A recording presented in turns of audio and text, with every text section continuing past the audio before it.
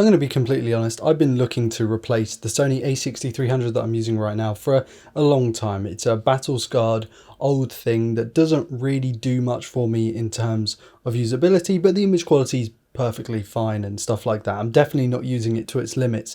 I don't think I'm good enough of a camera operator to be able to do that. However, it has been causing me some issues, and when I asked Fuji if they'd send out their X-T4, they said yes, so I thought today we'd go through maybe why this is a good upgrade for someone like me with something like an a6300. Guys, I'm not a pro, I don't shoot ads and films and anything like that, but at the same time, I'm not a hobbyist.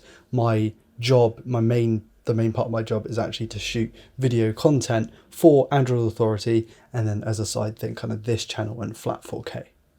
I want to thank Fuji UK for sending me this camera. No, they didn't pay for anything in this video, and I didn't pay for the camera. It's just kind of a mutual thing where if they lend me the camera, I make a video about it. But before we get onto the actual review that I'm making of the Fuji X-T4, I want to talk about the pain points I'm having with the a6300.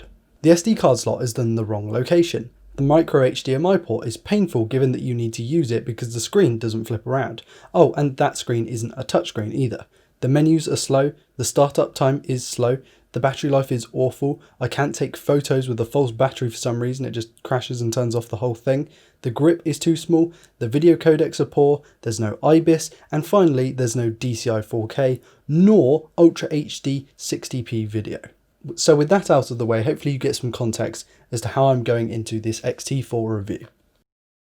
What is the X-T4? Well, it's an APS-C DSLM camera with lots of video features that comes in at around £1,500. It features a 26.1 megapixel APS-C sensor with Ibis. It will shoot DCI 4K at 60 frames per second and 1080p at 240 frames per second. It has the Fuji X mount, which has quite a large selection of first-party lenses, though not as many as Canon or Sony. So before I gush about this camera's amazing colours, what are the bad things about it? Firstly, the grip is pretty shallow. Actually, I'd say a little too shallow. My hands are small to medium sized and the grip is too shallow, even compared to the a6300, which in itself has a too shallow a grip. Secondly, the focus assist, or whatever this zoom thing is, I'll put it on the screen now, I'm not quite sure what the name is just horrific. For some reason, it turns the quality to potato mode, and the red focus assist doesn't work very well in there as well. I believe that bit's called focus peaking. It doesn't seem to lock everything into focus, and a few times I've actually had to reshoot because I've not been able to get manual focus. There might be settings to fix this, but I certainly haven't found them, and from my time with it, it really was kind of a pain point of the entire camera. Thirdly, the first-party lenses are mostly focused by wire from what I've seen.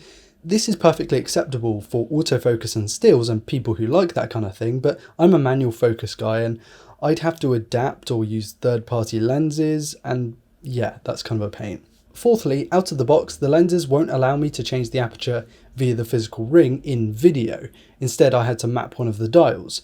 There's probably a setting for that too, but it wasn't clear, and yeah, that's kind of weird when you put a lens and the aperture dial doesn't do anything. Fifthly, I really do wish there was a circular dial on the back where the directional keys are. It's not the worst thing not having it, but it would be nice, maybe on an addition to like an X-T5. Right, now onto the good bits. That flippy touchscreen is fantastic. It's sharp, easily viewable from heaps of angles, and is as responsive as they come. Next up is the battery life, which has been fantastic. I was able to shoot 2 complete videos with just one battery, which is a game changer for me since my a6300 barely lets me shoot 5 minutes of B-roll. And since it charges over USB-C, I know I've got that cable with me whenever I need it. Then there's the Ibis. It's so good. It's so amazing. It's not class leading from what I've researched. Apparently the GH5 does do it better, but this has been a game changer for me personally, as it might actually sway me to buy something like this and definitely get something with Ibis down the line, because it's really spoiled me over the last 2 weeks. Image quality was superb from what I witnessed, with a nice big 400 megabits per second files that allowed me to play with Lumetri Color Tab in Premiere Pro, way more than those from my Sony, which seem to fall apart whenever I try and mess with them too much. It's not RAW and it's not ProRes RAW, but it's pretty good. The dials, those that are on there, are satisfying, tactile, and I really like that you can click into them to change what they do, to change their function. They might be the best I've actually ever used. The dual card slot is easy to access and allows you to shoot in a bunch of different configurations to both cards, or cards at different times, at different resolutions and stuff like that. The still mode has been absolutely class. Here are some JPEGs that I shot, since the RAWs are kind of redundant because you can edit those, and yeah.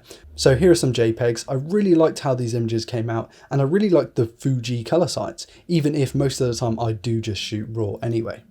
And the slow motion 240 FPS 1080p, while not the highest quality in the world, does retain quite a bit of quality, especially compared to my A6300, which actually does quite well itself in 120 frames, but doubling those frames just gives me so much more to play with. Along with that Ibis means that you can basically look like you're locked off on a tripod, even when you're using a handheld. So the Fuji X-T4, is it a good camera? Well, I think it's actually pretty good. And I say pretty good because it's good for people who like that kind of camera, but for me, as someone who shoots a lot of manual video, it doesn't really work that well with the first party lenses. The focus by wire thing, I personally can't get to grips with. I've had focus by wire lenses before and I've had to sell them on. I've been spoilt by this Sigma Art series lenses that I have. I have the 18-35, the 51.4 and the 21.4, and the focusing on those is just fantastic. I've done a lot of research going into this because I didn't do loads and loads of testing with this thing. I haven't had the time to be able to do that. This isn't my main thing, but I did find autofocus to be pretty good. Research has shown that people aren't so cool with the autofocus, and I think maybe compared to the Sony and the Canon, it's not close, but compared to something like an older Sony or say a GH4, it's miles better. Which brings up the question, am I going to buy one of these things? Well, probably. I really should have thought of my answer before shooting this video. I'm not sure, and that's a good thing and a bad thing. I'm not sure because if I were to buy one of these cameras, I would definitely adapt to my Sigma lenses, which is a good thing, but also I'm not sure how the autofocus would play with that. It's been playing a little bit off and on with my Sony, so I'm not sure what it would be like with the Fuji. But yeah, the battery life is fantastic. Ibis is a dream come true. Any of you that have been shooting with Ibis, you've basically been playing on easy mode. Like, the difference is stark, especially with my shaky hands. The image quality is fantastic. F-Log has been really cool to play around with. I haven't really graded too much, but this has allowed me to do that. The dual card slots, it's a great camera, and at £1,500 it is competing with, let's say, the Lumix S5, a used GH4, anything like that. A7 III as well, fantastic option. I think if you like the look of the Fuji and you like the whole focus by wire lenses thing, I think that's probably the biggest thing, the focus by wire lenses for me.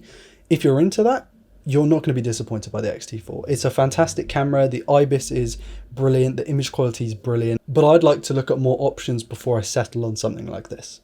And that about leaves today's review, guys. Thank you all so much for watching. I want to thank Fuji for lending me this camera. I really do appreciate it. You didn't have to do it. You didn't have to not charge me anything, but you did, and I appreciate it, so I'm making this video to say thank you. I'm sorry this is a camera video, guys, that you're not used to seeing cameras on this channel, and this probably isn't going to get the views that my other videos would, but I have a plethora of other videos in the works. I haven't uploaded for a little while when I said I would. I'm not very good at that at the moment, and yeah. I wish I was better, but things, as you can tell, we're in a different location. Things are pretty crazy right now. Anyway, I'm going to end the video here. Please do all the stuff, check the links, click the like, all that stuff. I've been Ryan Thomas, and I'll catch you later. Peace.